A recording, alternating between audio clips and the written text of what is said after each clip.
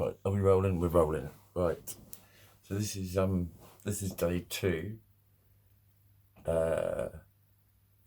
I'm nowhere near as lively as I was yesterday. No. Did I sleep? I slept, yeah, okay.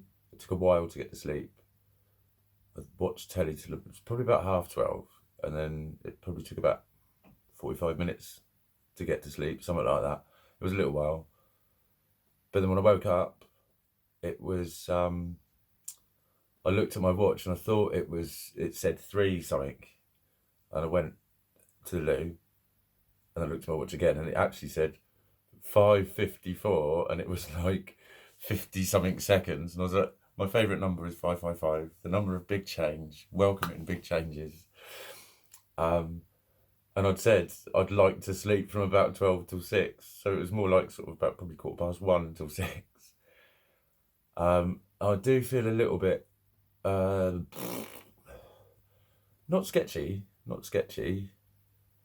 just a little bit tired.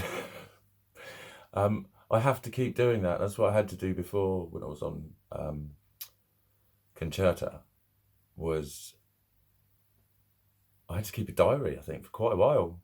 I had to keep a diary of just like, what was it, 3 or 4 lines of comments of stuff that went on, anything significant, and I was taking my blood pressure every day and writing that down, and taking my weight once a week, and I was just all that sort of stuff. But you always have to step back and go, but what if you weren't on the meds? What if it was this? What if it was that? You know what I mean? Because there's a tendency to do that, isn't there? If you're taking a tablet and you go, God, I feel dizzy, and you think, yeah, but what if I'd have walked into this same room and just gone, God, I feel dizzy, without having taken that tablet? What would I have then thought? I would have thought, oh yeah, it's probably because I didn't eat, or you know what I mean? You'd look for another reason. So I always have to do that. The focus with me does seem to still be on cleaning, and that's fine. That's cool. I'm just going to go with it. I keep seeing little things that are out of place, and I want to go and do something about them. That's more significant than it sounds when you've had a head that has just been so vacant. It's just not even bothering to look for things to do anymore, in a sense. It's just, I don't know, it's been floundering around for so fucking long. And there's been these glimmers, there's been these little sparks of me coming back, and then I've crashed again. So I'm like, that, you know, of course I'm going to feel trepidatious like that. Because I could again remove the medicine from the picture, right? And so if everything fell to bits tomorrow, I could remove the medicine from the picture and go, okay, has that been a typical pattern where you have a really good day and feel really functional and start firing on all cylinders, or you might have a good 2 or 3 days, and then you suddenly just fucking go smash? Is that typical? And well, yeah. Over the last 2 years, particularly, yeah, definitely, fucking definitely. So anyone's going to have that in mind, but you do have to keep that in mind. I think you do have to keep that in mind. You can't always blame the medicine for everything. You can't always praise the medicine for everything.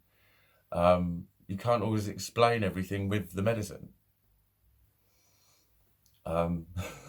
which is great to a schizotypal fucking obsessive overthinker, right? Give him some elements of doubt, some other possibilities, things that it might be, and just see what he does with that.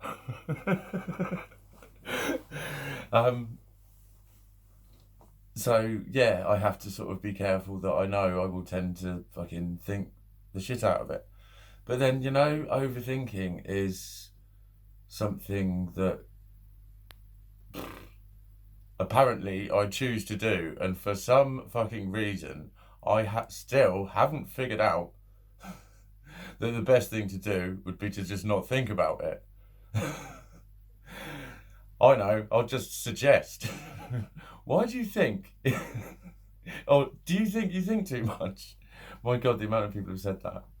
It's like overthinking. What you call overthinking, this choice, is actually a fucking being gripped by something which is just so incessantly won't leave you alone, no matter how you try and breathe or meditate or focus or do something else or distract or tell it to stop, and it pounds and pounds at you until you want to smash your own fucking face in. That's what overthinking is. Um, seriously, they call it intrusive thoughts. I think in another area they call it, what is it? Rumination, remuneration, something like that. A word very similar to rumination. Um, but I think that is, I don't like that one because again, it's a verb and it implies that you're doing it. And the fundamental difference is you're not doing it, it's being done. You're subject to it in so many fucking ways, in so many fucking ways. And that's not to say always subject to it, of course. And, you know, there's always things that you can challenge it with.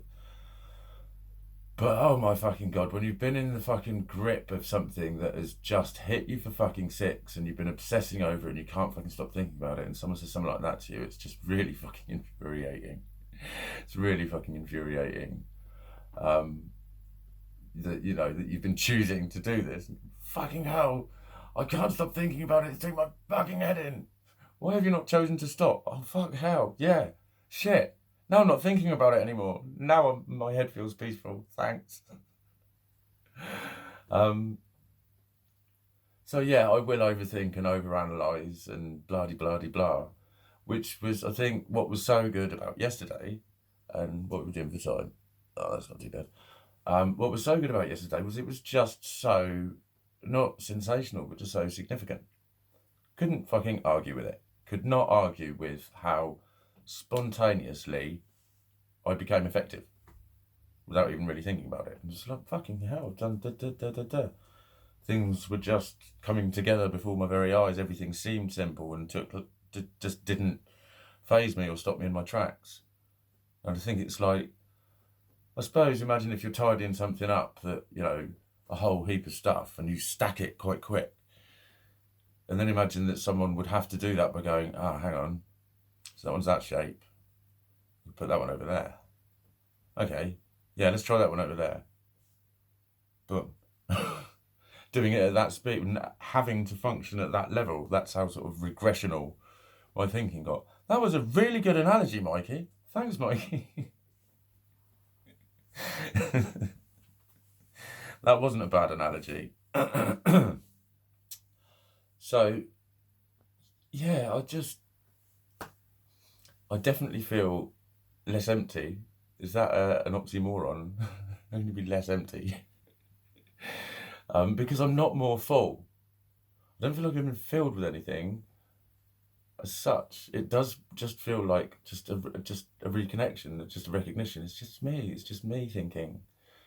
Because when I look at sort of comparisons, I've compared myself a few times to the 2010 Mikey, but like, yeah, he did. He was doing, it was 3 days a week, 14-hour days. I'd love to have those hours again. 37 and a half hours. There was quite a lot of Saturday and Sunday work, but it was just fine. I would also have lots of Saturday, Sunday, Monday, Tuesday off and stuff like that. I'd have quite a lot of clumps of days off. So just arrange my social life around that. Uh, but I also did, like, in a couple of years, I did 2 open university courses. Then I used one of those open university courses to do an NVQ3, which was fucking colossal. It was 103 assignments, 103 modules, basically, with probably sort of 7 or 8 questions, but sometimes a couple of those questions might be 1,000 words each.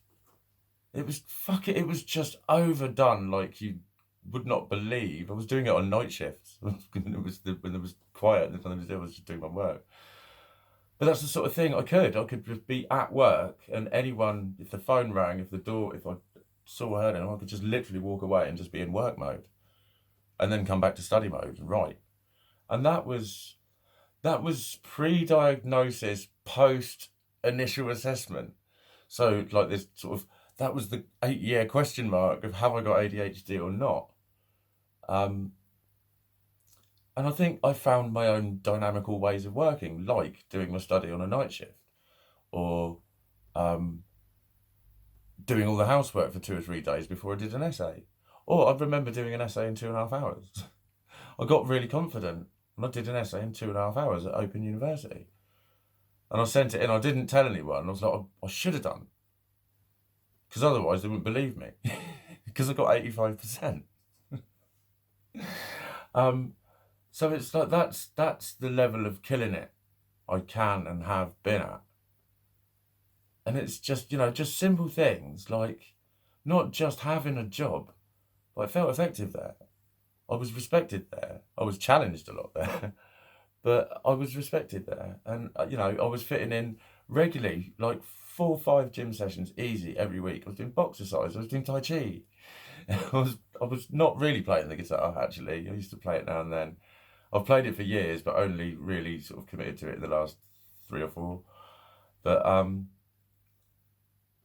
it's people would probably instantly say, "Oh, you were younger then," or it was like, "Fuck off." I was 36. I'm 46. Do anything. But it's it's just not that I'm lamenting it or whatever. It's just I know that that's all still there. That's the point. I know that all that dynamical capability is still there, but to feel it come back like that was phenomenal.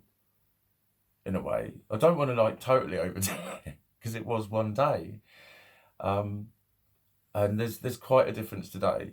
There's quite a difference. But do you know what? I've eaten and I've drunk a whole litre of what's it? Innocent smoothie, one of them like mega fruit drinks. I've had one of them. I'm gonna got some washing on. Gonna get an egg butty when I go over to dry that, and then it's like I will have half an hour while the drying's doing to go right. What am I gonna do? And I'll just see where the day takes me. Um, I'll let the bits of my brain wake up in their own time. The inquisitive, curious bit of my brain, or the functional, move stuff around, lift boxes bit of my brain, or the fucking get that sorted, get that. Just let them all start to wake up as and when, because it always used to start with housework. So it may just today continue to be just housework, and it's time to shut up. But yeah, I think I'm going to call these something like living with Elvanse or something like Happy Pills is a bit of a disrespectful title, really. But I was doing that to society with that title, actually, because that's what they always call it. But yeah, it's invariably going to pop up. So I might just do this as a series and just maybe do a few dedicated episodes to plot the actual sort of journey of taking the medicine for people who are thinking about taking it. But then I'll intersperse that with differently titled shenanigans of all the usual fun and games, kids. Yay!